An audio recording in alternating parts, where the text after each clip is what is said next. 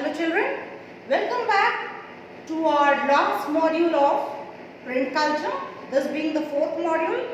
I hope you must have gone through all the three modules. If not, please go through them. This is the concluding part. Here in detail we will be understanding how print culture affected the Indian society in various ways. New forms of publication coming up.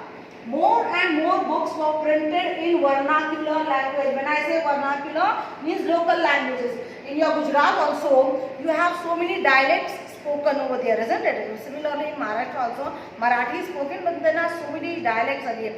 So accordingly, these included short stories, novels, comics, poetry, books on the life of women. Visual images on the books had a deep impact on the minds of people. Taste for reading and writing developed.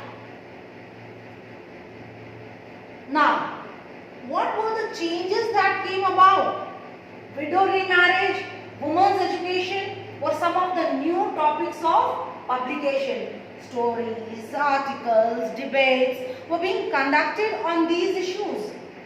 Batala was a vast area in Calcutta from where peddlers carried books and sold them to women in villages. Books reached to poor people in the 19th century when people sold cheap books on roadside and public libraries opened. Gulamgiri, a famous book, was written on caste distinction.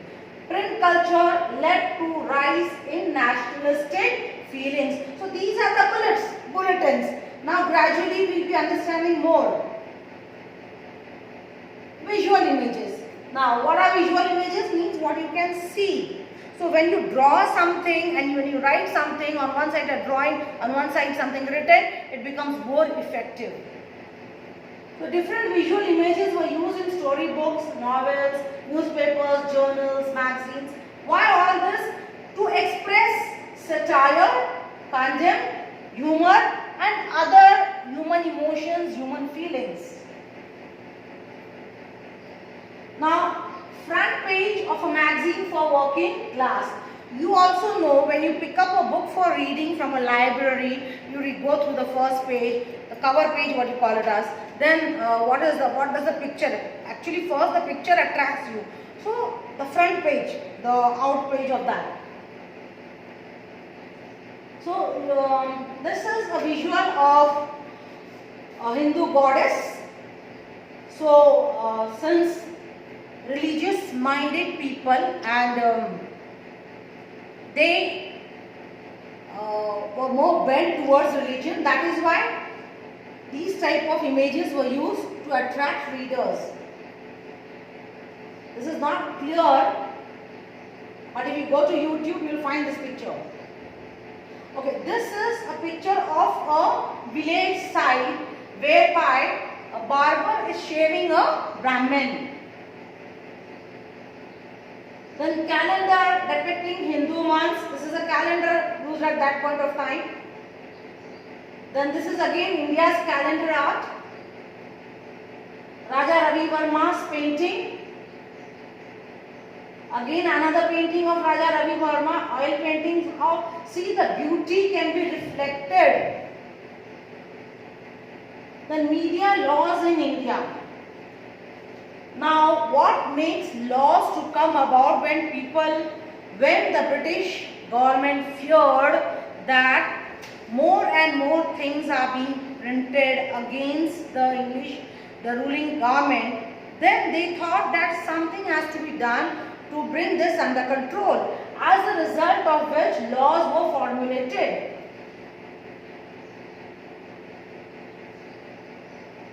In 1878, Vernacular Press Act was passed. The East India Company was dead against the freedom of the native press. It wanted to clamp it down, as a result of which this was done. Means now you cannot print anything against the government. If you do, then that is a punishable offence. Print and censorship. This is again in a bit detail the censorship law being explained. I have already told you about the Vernacular Press Act. When Punjab revolutionaries were deported in 1907, Bal Gangadhar Tilak wrote with great sympathy about them in his Kesari. Bal Gangadhar Tilak from Pune itself, he had started this Kesari paper, and he was a fearless man, fearless freedom fighter. But he wrote fearlessly. He went for trial so many times, but he never feared the government. He kept on writing about the atrocities of the British government.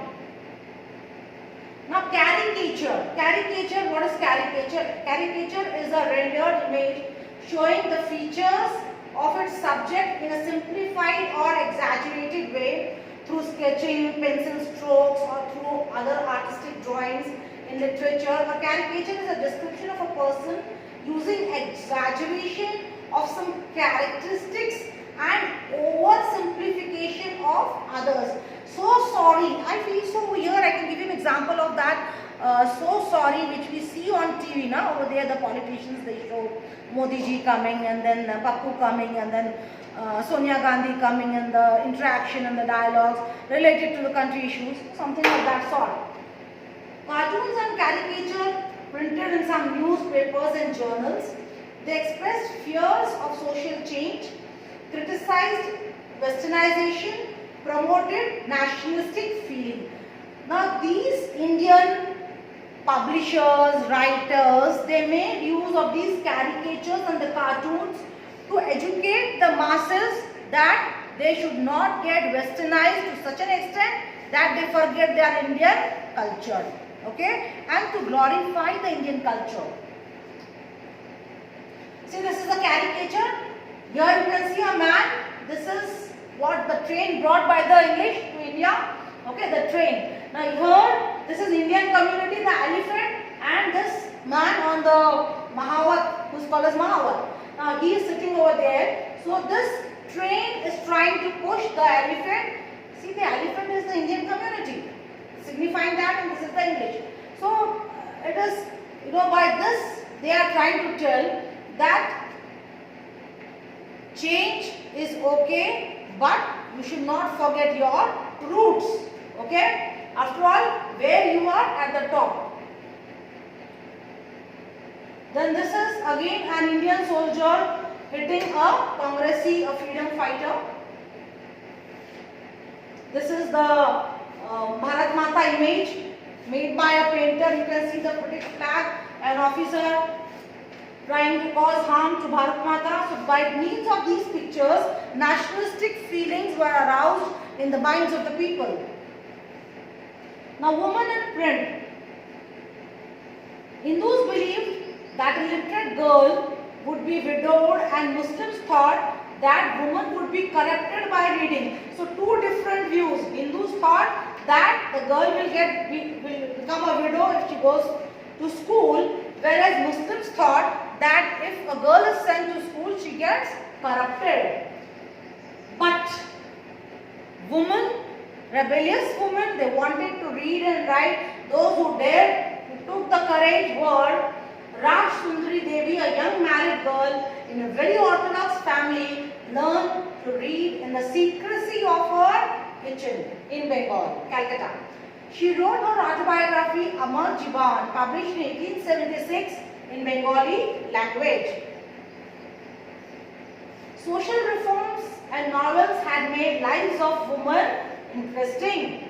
From 1860s, some women writers wrote about experiences of women and their feelings.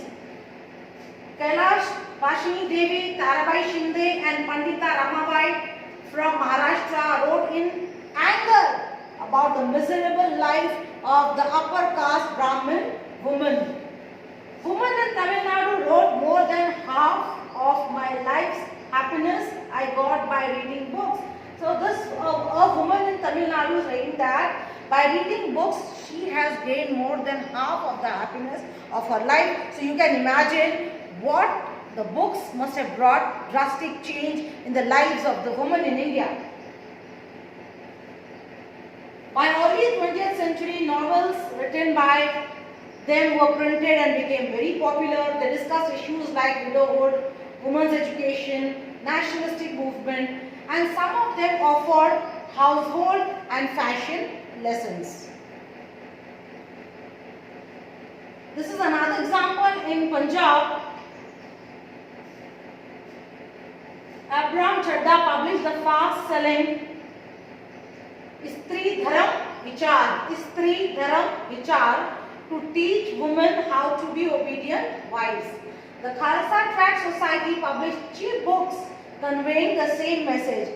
Now, by seeing to this, what comes to the mind is, then why did these people wanted to tell women that they should not get polluted? Because the way of living of the Europeans, that is the company officers and their wife, their lifestyle, they are walking hand in hand, the long gowns they wear, the hat they wore, they kissed one another, they hugged one another at public places. Now these Indians, they did not want their women to follow their footsteps. That is why they were worried for that, and they published these type of books. Print and poor people. So for poor people, cheap books were printed and they were available in public libraries. They were sold at the roadside. We see second-hand books being sold in the book market even today at the roadside. So something of that sort. Bhimrao Ambedkar and Periyar in the 20th century condemned the caste system using the press. Kashi Baba, a mill worker in Kanpur, wrote the book Chote aur Bade Ka Sawal.